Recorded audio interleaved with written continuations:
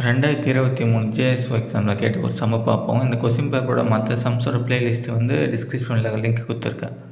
1 centimetre ஆரம் 5 centimetre உயரம் கொண்ட ஒரு உருளை ஒன்று இருக்குது. ஓகேவா? அதுலேருந்து வந்து வெட்டி எடுக்கிறாங்க. எதுனா கோலத்தை வந்து வெட்டி எடுக்கிறாங்க. இங்கே பாருங்க, கோலத்தை வந்து வெட்டி எடுக்கிறாங்க. அப்போ கோலத்தோட கன அளவு வந்து எவ்வளோ இருக்கும், அதான் கேள்வி. இங்கே வந்து பார்த்தீங்கன்னா இதுவாக மாறுது. அந்த மாதிரி கொடுத்தா என்ன பண்ணோம், சிலிண்டர் ஆச்சா, சிலிண்டருக்கு ஃபார்முலா போட்டு இது மாறுது கோலம், இந்த மாதிரி ஈக்குவல்ட்டுன்னு போட்டு கண்டுபிடிப்போம். இங்கே வந்து அப்படிலாம் கொடுக்கல, அது வந்து வெட்டி எடுத்துட்டாங்க. ஓகேவா? அப்போ வந்து என்ன பண்ணணும்னா அதில் இருக்கிற நம்பர்லாம் எதுக்கு வந்து இதுக்கு வரும்னு பார்க்கணும். ஃபஸ்ட்டு என்ன கேட்குறாங்க, அந்த ஃபார்முலா மட்டும் எழுதிடுங்களா. கோலத்தின் கன அளவு 4/3 πr3. ஓகேவா? அந்த ஃபார்முலா மட்டும் எழுதிடணும். அதுக்கப்புறம் பாருங்கள், இப்போ சிலிண்டரோட டயக்ராம் போட்டுக்கலாம். இந்த படத்தை பார்த்து நம்மளுக்கு தெரியும். வந்து வெட்டி எடுக்கிறாங்க. வெட்டி எடுக்கும்போது நான் சிலிண்டர் ஸ்பியர்னால் இப்படி, கோலனா வந்து ரவுண்டாக தானே வரும்.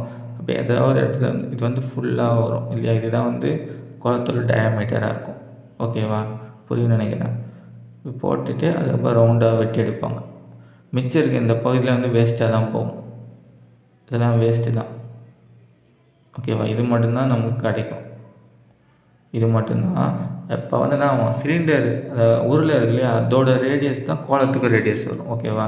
கீழே வந்து உருளையோட ரேடியஸ் வந்து 1ன்னு கொடுத்துட்டாங்க இல்லையா.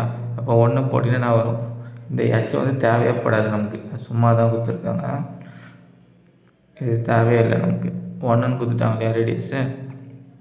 அதை சப்ஸ்டிட் பண்ணிட்டீங்கன்னா நான் 1³ பண்ணால் அது 1 தான் இருக்கும். அப்போ என்னது ஆன்சர் 4/3 π தான் ஆன்சர். 4/3 π.